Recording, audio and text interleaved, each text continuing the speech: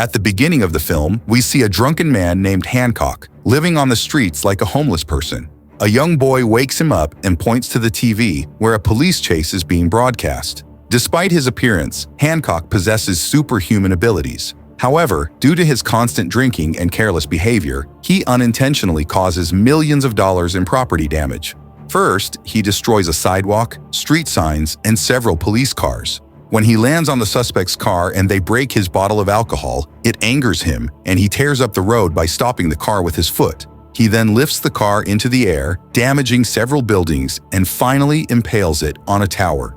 As a result, he is constantly ridiculed by the public and seen by the LAPD as a nuisance. After drinking at a bar, Hancock meets a beautiful woman who flirts with him and asks to go to his place. Hancock agrees and they head to his trailer. Once they arrive, things heat up and they engage in some intimate activities. When things get intense, Hancock pushes her away, resulting in the roof of the trailer getting blown out as if it is hit by bullets. Shocked, the woman quickly retreats to the bathroom. Hancock tries to calm her, but she panics and drives away. Meanwhile, Ray Embry, a public relations spokesperson, promotes companies aiming to appear more charitable under the All Heart logo. Unfortunately, his clients disapprove and leave the meeting disappointed. As luck would have it, Ray's car gets stuck on train tracks, and he faces an impending accident as a train approaches. Thankfully, Hancock saves Ray's life by intercepting the train and walking away unscathed. However, this act derails the train, causing millions more in damages. People criticize Hancock for not just flying the car off the tracks, but Ray defends him and thanks him for saving his life. Later, Hancock takes Ray home, where Ray introduces him to his family. We notice that Ray's wife, Mary, seems familiar with Hancock. Ray invites Hancock for a spaghetti and meatballs dinner, but Mary spends the entire time glaring at him. Eventually, Ray offers to improve Hancock's public image, but Hancock refuses. Still, Ray manages to give him his business card. That night, in their bedroom, Mary speaks ill of Hancock. Ray defends him, questioning why she hates Hancock so much when all he wants is acceptance, and Ray is determined to help him achieve that. Listening from the roof, Hancock feels understood by Ray. The next day, after much thought, Hancock decides to give Ray a chance. He flies to Ray's house, and as usual, he accidentally damages the street. One of the kids playing outside calls him butt crack, prompting Hancock to confront the boy. When asked his name, the boy mockingly repeats butt crack in an annoying French accent. Hancock dares the boy to say it again, and when he does, Hancock sends him flying like Superman. Seeing this, the other kids start respecting Hancock. Ray steps out, excited to see Hancock and grateful for his trust. Hancock catches the boy, who is crying as he calls for his dad on the way home. These are the kinds of things Ray and Hancock aim to fix in the coming days. Later, Ray shows Hancock some of his reckless moments, like cutting in line ahead of kids to get ice cream after putting out a burning building. Another video shows him tossing a beached whale into the sea like a ball. Ray emphasizes that Hancock's carelessness is the issue, even though he understands that Hancock is simply sad and longing for acceptance. While trying to stop Hancock from drinking again, Mary turns on the TV to reveal that the Senate issues a warrant for Hancock's arrest due to repeated court absences. For some reason, Mary seems pleased with the criticism Hancock receives. After hearing the news, Ray comes up with a brilliant idea. Hancock should turn himself in to show the city how important he is. If he finds jail unbearable, he can simply fly out whenever he wants. The next day, Hancock gives a public speech. Some reporters criticize him, but he sticks to Ray's script, promising to attend alcohol management therapy and become a better person. Watching the news, Mary feels deep guilt. In jail, Hancock goes through the admission process, providing his fingerprints and having his photo taken. While heading to his cell, some inmates who hold grudges against him try to assert dominance. Most of the inmates are there because of Hancock, but he makes an effort to avoid causing any trouble. When he warns one man that he'll shove his head up another inmate's behind if he doesn't back off, the others laugh, thinking he's joking. However, Hancock goes through with it, and the man is seen at another inmate's buttocks. After that, no one dares to mess with him again. When Ray hears about the incident, he feels disappointed. He informs Hancock that the DA wants him to serve 8 years in prison or 4 years with good behavior. Hancock is surprised by this and disagrees. He's about to leave, but Ray calls him a coward. Ray tells him to stop pretending not to care and just wait because people will eventually need him. Hancock agrees. Each day, Ray visits Hancock and teaches him how to control his flying, land gracefully, improve his behavior, and compliment officials. Hancock spends his time playing basketball and attending behavior management meetings, where he mostly listens and remains silent. During this time, crime rates rise following Hancock's incarceration. The next day, Mary and her son Henry visit Hancock in jail. Mary brings spaghetti and meatballs, which delights Hancock. In their brief meeting, Mary tells Hancock that Ray is a good man and asks him not to disappoint him. Before leaving, Henry gives Hancock his favorite toy. The following day, Ray brings Hancock a costume to wear when the time comes. Hancock hesitates, but Ray convinces him it's a uniform that will represent who he is. When Hancock misses a basketball shot and the ball bounces out of the prison yard, he leaps over to retrieve it, and the guards catch him in the act. Hancock could easily walk away and be free, but he chooses to return to prison, determined to turn his life around and make a real change. In a meeting to address his anger issues, Hancock finally shares his thoughts. His fellow inmates praise him, and he starts to feel accepted. Before long, the police chief contacts Hancock to handle a hostage situation and bank robbery. Before heading out, Hancock shaves and dons his new costume. The robbery escalates into a shootout between the police and the robbers. Additionally, the hostages are strapped with bombs. Wearing Ray's costume, Hancock makes a grand exit from jail and lands gracefully, surprising the task force with his dramatic improvement. The officer briefs him there are 8 hostages, 4 criminals, and 1 injured officer. Before leaving, Hancock compliments the officers and gets to work.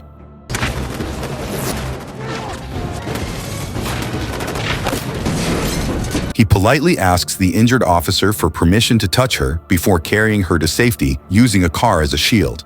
Hancock then swiftly handles the criminals one by one. The last robber threatens to blow everyone up unless Hancock opens the safe. The robber mocks Hancock by calling him butt crack, triggering him. Hancock removes the lampshade's cover, sharpens it, and dares the robber to call him butt crack again. When the man opens his mouth, Hancock cuts off his arm. He hands the arm to the police and earns the public's gratitude. Ray feels proud and overjoyed at Hancock's transformation. Hancock becomes an instant celebrity, with everyone wanting photos and handshakes. Over dinner with Ray and Mary, Hancock shares his immortality and amnesia from 80 years ago. He expresses sadness over being abandoned at the hospital with no one coming for him. Mary tries to hold back tears, but fails. She apologizes to Hancock, but he assures her she hasn't done anything wrong. When they return home, Hancock tucks a drunken Ray into bed. Before leaving, Ray holds Hancock's hand and tells him he's a good man. Downstairs, Hancock finds Mary washing dishes and tries to talk to her. Mary places her hand on his, leading to a moment of heated tension. To Hancock's shock, he discovers Mary also has superhuman abilities. Before parting, Mary warns him not to tell her husband.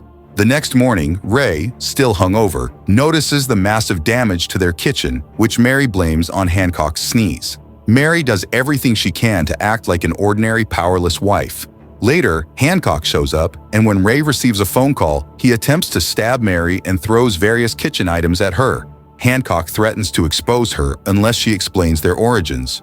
Later that day, Mary visits Hancock, appearing as a completely different person. She reveals to Hancock that beings like them have lived on Earth for 3,000 years and were once called gods and angels by humans. She also explains that they are the last of their kind, destined to have a pair. The temperature rises noticeably inside the trailer as popcorn starts popping spontaneously.